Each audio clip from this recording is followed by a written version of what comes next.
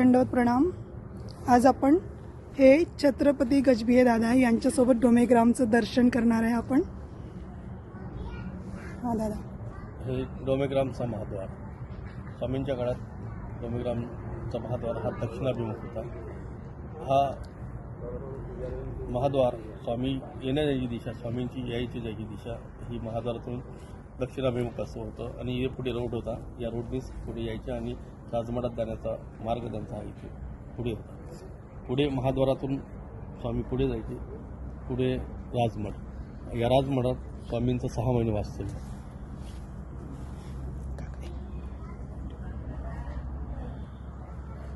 याचं दुसरं नाव नृसिंह मठ पण आहे। नृसिंह मठ, नृसिंह मठाला त्या काळात हा नृसिंह मठ म्हणून ओळखला जायचा आणि आज आपण त्याला राजमठ म्हणतो।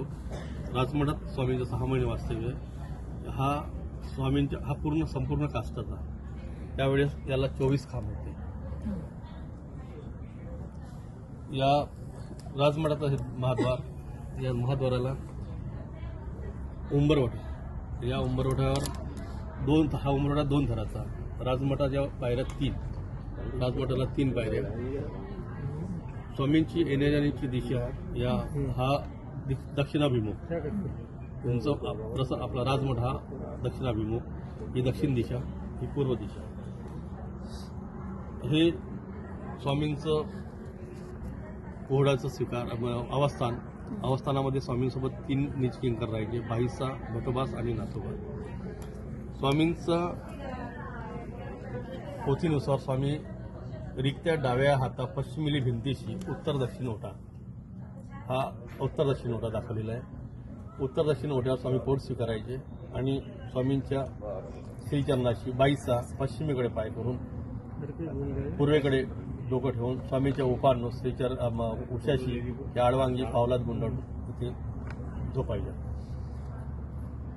भटोबासाचं झोपायचं स्थान हा उंबरवट 2 थरांचा।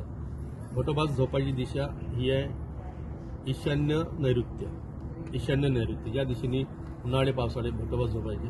हिवाळ्यात भटोबास आतमध्ये ईशान्य नैऋत्य असे तिरपे झोपायचे।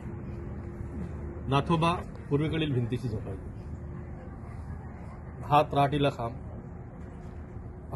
हे आरोग्यस्थान, स्वामींची इथे व्याडी व्हायची।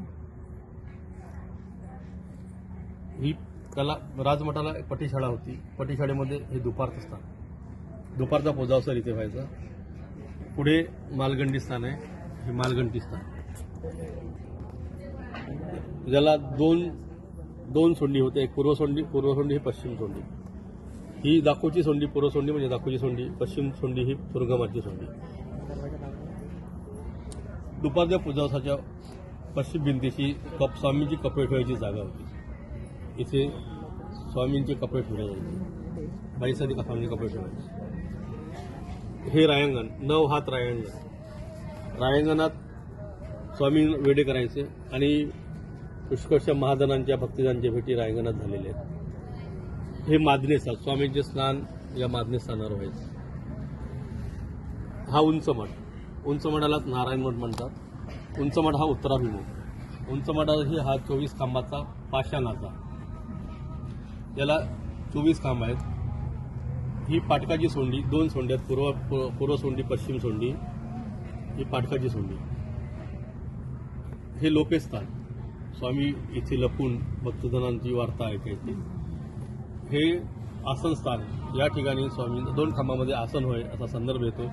या ठिकाणी स्वामी दुपारचा पूजावसर आणि काही निरूपण व्हायचं। हा दादरा, स्वामींना भटोबासाची वाट पायासाठी किंवा स्वामी कधी कधी वर जायचे, आसन व्हायचं, या दादऱ्यावरून वर जायचे। हा दादरा चरणांकित आहे। हे आसन स्थान, स्वामी भटोबासांची वाट बघत असताना 3दा इथे येऊन स्वामीची भटोबाची वाट बघतात। हे आसन स्थान, याच्या पाठीमागे 1.5 हाताची संधी, ह्या 1.5 हाताच्या संधीमध्ये लघु परीक्षा आहे।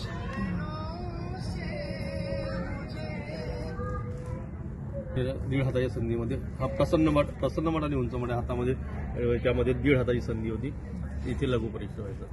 प्रसन्न मठ हा 16 खांबावर उभा असलेला काष्टाचा, तोही काष्टाचा। प्रसन्न मठामध्ये औदास्य परिहार या ठिकाणी 3 लीळांचा संदर्भ येतो. महादयचा श्वेत उपहार, औदास्य परिहार आणि एकदा बोट स्वीकारल्याचा असा संदर्भ येतो. प्रसन्नमुळापुढे 8 खानाची पटीशाळा. ही पटीशाळा 8 खानाची. त्याच्यापुढे महाद्वाराला 2 पटीशाळा. एक पटीशाळा सुवेर करुस्थान, इथे एका बाईचं सुवेर करायला गेलं आणि कधी कधी या पटीशाळेत आसन होय, त्या पटीशाळेतही आसन होय. स्वामींना दीर्घ प्रवेश जागा,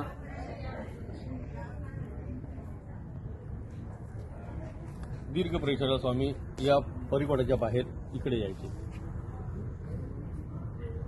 दीर्घ परिषद.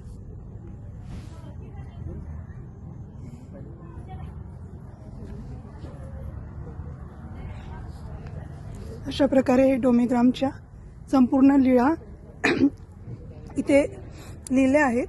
हां,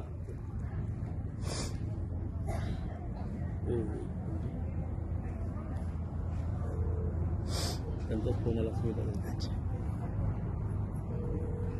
आणि ही स्वामींची रोजची दिनचर्या अगदी वेळेनुसार इथे टाईप करून लिहिलेली आहे.